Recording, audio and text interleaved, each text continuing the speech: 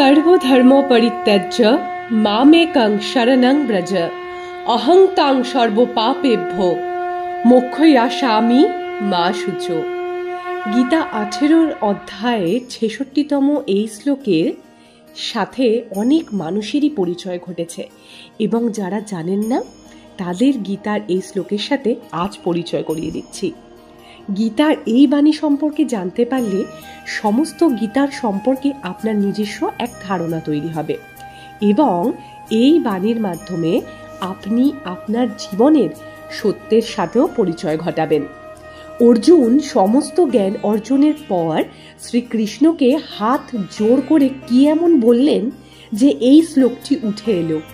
সমস্ত গীতার আধার যেন বর্ণিত হলো এই একটি শ্লোকে। কিন্তু কিভাবে? এই সমস্ত তথ্য নিয়ে থাকবে আমাদের আজকের এই ভিডিওটি। তাহলে চলুন প্রত্যেকবারের মতো শিব বাবার চরণে প্রণাম জানিয়ে আজকের আলোচনা আমরা শুরু করব।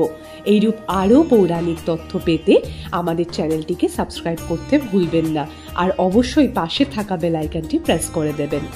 কৃষ্ণায় বাসুদেবায় হরে পরমাত্মনে প্রণত ক্লিশনাশায় গোবিন্দায় নমো নমো। শ্রীকৃষ্ণের থেকে সমস্ত জ্ঞান অর্জনের পর অর্জুন শ্রীকৃষ্ণকে বলছেন, হে বাসুদেব, আমি ধর্ম, কর্ম, ত্যাগ, ভক্তি সমস্ত কিছু ব্যাপারে আপনার থেকে জ্ঞান অর্জন করেছি, কিন্তু এই মুহূর্তে আমি আপনার থেকে আর কিছু জানতে চাই না, বুঝতেও চাই না। কিন্তু হ্যাঁ, যদি আপনি আপনার শিষ্য ভেবে আমাকে একটি অন্তিম উপদেশ দান করেন যাতে সমস্ত জ্ঞান একত্রিত হয়ে আমার জীবনের প্রধান প্রসাদ রূপে কাজ করবে এবং আমি মনে অত্যন্ত সুখ ও শান্তি অনুভব করব, সেই পথে আমাকে অন্তিম উপদেশ দিয়ে চালিত করুন। এতক্ষণ আমি যা জিজ্ঞেস করেছি আপনি কেবল সেটুকুই আমাকে বলেছেন। আমি চাই আপনি এমন কিছু বলুন যা এই সমস্ত জ্ঞানের সীমানার বাইরে, যা এই দৃষ্টি দ্বারা পর্যবেক্ষণ করা যায় না, ঠিক তেমন কিছু। শ্রীকৃষ্ণ উত্তরে অর্জুনকে বলছেন, হে কুন্তী পুত্র অর্জুন, তুমি যা জানতে চাইছো তা তোমার তর্ক ও যুক্তির ঊর্ধ্বে, কিন্তু তবুও তা আমি তোমাকে জানাবো। আমার অন্তিম উপদেশ হলো, আমি এতক্ষণ ধরে ধর্ম, অর্থ, কাম, মোক্ষ ইত্যাদি যা বলেছি সেই সমস্ত কিছু ভুলে যাও অর্জুন। সমস্ত পুজোবিধি, সমস্ত যোগ সাধনা, সমস্ত রীতি নীতি সব কিছু ভুলে গিয়ে সর্বশেষে সমস্ত ধর্মকে ত্যাগ করে আমার শরণে চলে আসো। যেমনভাবে একটি ছোট শিশু ধুলো বালি কাদা মেখে কাঁটায় জর্জরিত হয়ে দৌড়াতে দৌড়াতে মায়ের কাছে গিয়ে আশ্রয় নেয়, আর যেমনভাবে একটি মা তার শিশুকে সমস্ত ধুলোবালি থেকে পরিষ্কার করে শিশুটিকে নির্মল ফুলের মতো করে তোলে, তেমনি আমি বাসুদেব কৃষ্ণ সমস্ত পাপের ফল নষ্ট করে শুদ্ধ করে দেব, পাপ মুক্ত জীবন দান করব, আর সমস্ত সাংসারিক কষ্ট থেকে মুক্ত করে শাশ্বত শান্তি প্রদান করব।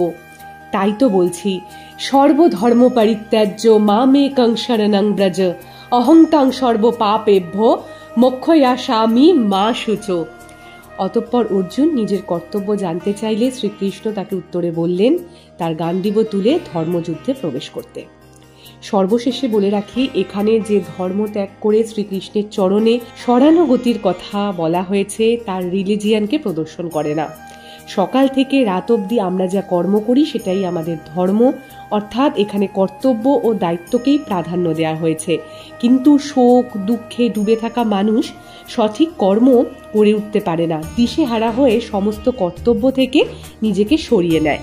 এখানে শ্রীকৃষ্ণ তাই আমরা কি জানি কি জানি না, কি বুঝি কি বুঝি না, কি কর্তব্য করতে হবে কি করতে হবে না, এই সমস্ত ভাবনাকে ত্যাগ করে তার চরণে আশ্রয় নেওয়ার কথাকে উল্লেখ করেছেন।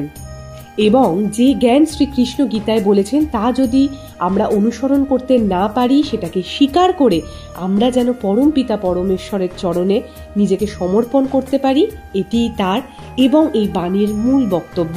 সকল জীবকে তার চরণে আত্মসমর্পণ করতে হবে, এটাই মুক্তির পথ ও মোক্ষ যোগের অন্তিম চরণ। ভিডিওটি কেমন লাগলো কমেন্ট করে জানাতে ভুলবেন না। ভিডিওটি লাইক করবেন, কমেন্ট করবেন, শেয়ার করবেন, আমাদের চ্যানেলকে অবশ্যই সাবস্ক্রাইব করবেন, আর অবশ্যই বলতে ভুলবেন না কিন্তু হর হর মহাদেব, ওম নমঃ শিবায়।